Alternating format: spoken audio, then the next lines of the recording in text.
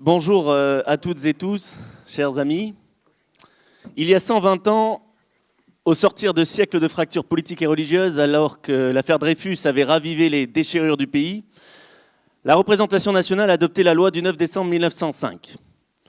Si nous sommes là aujourd'hui, ce n'est pas pour célébrer un vestige.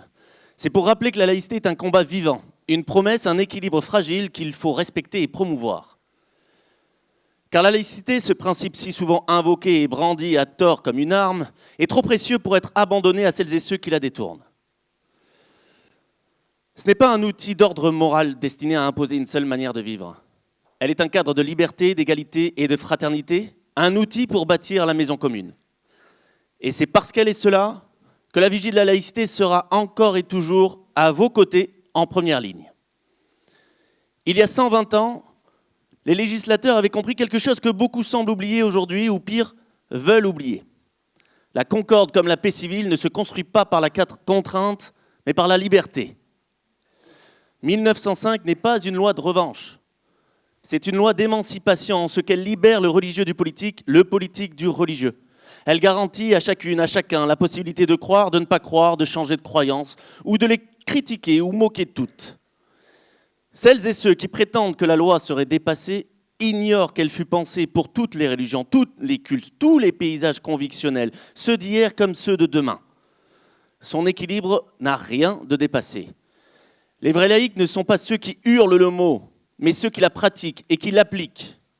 Les vrais laïcs, ce sont celles et ceux qui font vivre la neutralité de l'État, pas la neutralisation des individus. Celles et ceux qui, sur le terrain, enseignants, éducateurs, associations, mouvements d'éducation populaire, connaissent les réalités et apaisent les tensions. Celles et ceux qui refusent que la laïcité devienne un outil de suspicion, notamment envers nos concitoyennes et concitoyens de confession musulmane.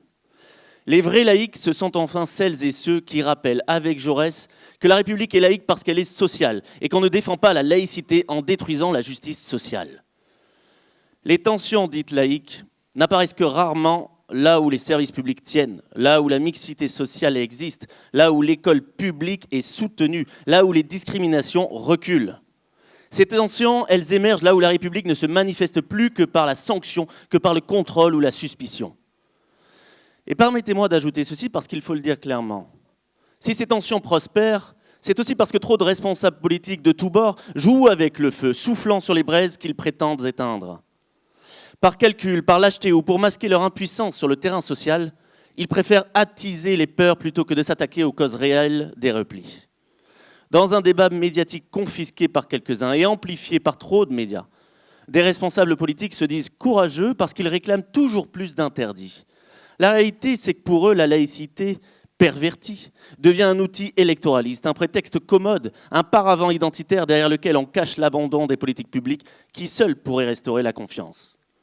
Ces discours martiaux ne sont pas du courage, ils sont lâcheté et ils en sont la caricature, surtout lorsqu'ils épargnent soigneusement les racines des injustices. Face aux dérives actuelles, nous portons une responsabilité collective.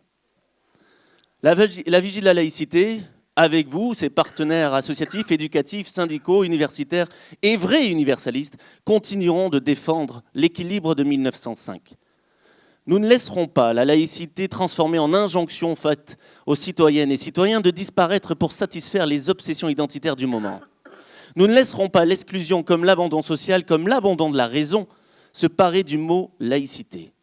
La laïcité n'est pas une arme, ce n'est pas un bouclier, ce n'est pas une épée, c'est un horizon.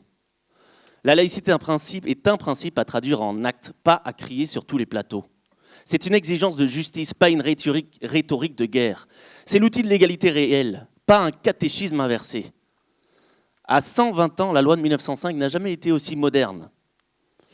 Mais sa modernité dépend de nous, de notre capacité à la faire vivre, à l'expliquer, à la pratiquer, de notre détermination à refuser les simplifications dangereuses d'un débat public sinistré, de notre engagement à bâtir une République véritablement laïque et sociale.